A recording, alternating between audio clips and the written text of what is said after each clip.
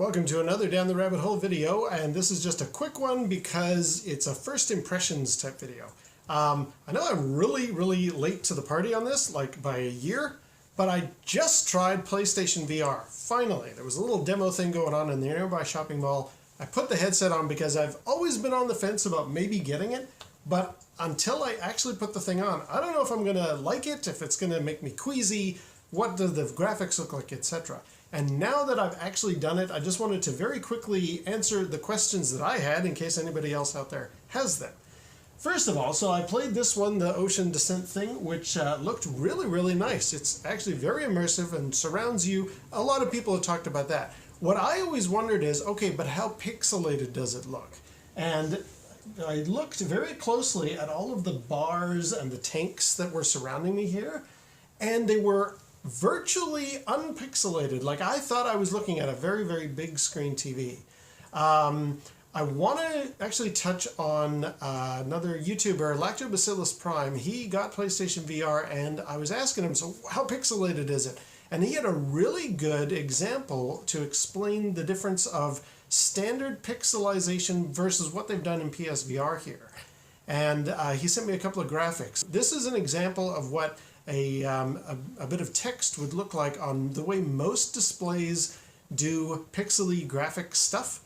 And as you can see, it looks pretty choppy if you zoom in close enough. What PlayStation VR does, which is kind of nice, it's a software or hardware softening of the edges, and it looks like this. And same letter, same number of pixels, same display, but just a little softer, and that's zoomed in all the way. When you're sitting way out beyond the normal distance that the screen is from your eyes, as in here, you can't make out those pixels at all. It looks great. Now, what I did, you see the little, I hope it comes around again, but there's like a little display thing, sort of a counter indicating how deep you are. I mean, the fish and stuff are nice, but you see this thing here? I looked very closely at that to see, okay, how much of that little displays, you know, the dial and stuff, how much can I make out? I could make out practically everything as well as I can make it out here on my TV. I mean, I'm looking at it up close on a normal LCD TV set, and what I saw in the headset looked actually a little bit smoother than that, to be honest. So it is very clear. Now, what's worth noting is on Ocean Descent, it was great. I'll tell a funny story. The guy, so I sat down, the guy said, so what do you want? Do you want to play a game? Do you want to have an experience? And I said, well, I want something that's going to make me sick or going to make me lose my lunch, because that's the big thing I'm not sure about. Am I going to have that motion sickness issue? So he shoved me into this one, and he was like, well, you'll enjoy this experience. I'm like, oh, is that the one with the shark? And he's like, what? There's no shark. What? There might be a shark. I don't know. I was like, dude, it's been around for a year. Okay. I'll entertain him. So he threw me in this thinking the slow, steady descent of the cage and the shark and all the other fish around me would maybe set off that queasiness. I was perfectly fine. In fact, when the shark kind of brushed up against me and tried to bite my face, it didn't really impact me that much. That's maybe because I've been playing it a lot. The one thing I was worried about is like, okay, or not playing it, I've been seeing this footage for a year now, so I know what happens. But I was sort of thinking to myself, you know, one thing I never looked for is, while I'm sort of keeping a track of where that shark is, a second one better not suddenly show up in front of me, because that would have set me off. So it didn't. I was fine. It's only one shark if you ever get into this demo. But yeah, no, it looked great. Like, there was absolutely all the lines and the details on there, absolutely great. So it is very soft for pixelization. You will see it. Now, I do want to bring up another game that I also tried. So then I asked the guy, can I do the one where you're on the skateboard or the whatever that thing is called? He said, oh, you mean luge? I said, yeah, I want to try luge. And this is the experience. I figured if anything is going to set me off, it's this. Because you're flying down the road, you're going over these jumps and stuff. It's that motion experience. If it's going to trigger me, this is the game that's going to do it. It was on the same disc. And he fired it up. I gave it a try.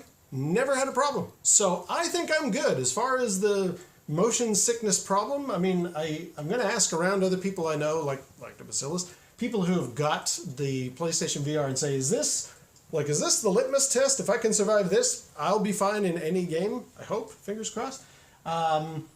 Because, yeah, like you can see, it's flying along pretty fast. And I thought, okay, I did okay with this. I think I'm okay.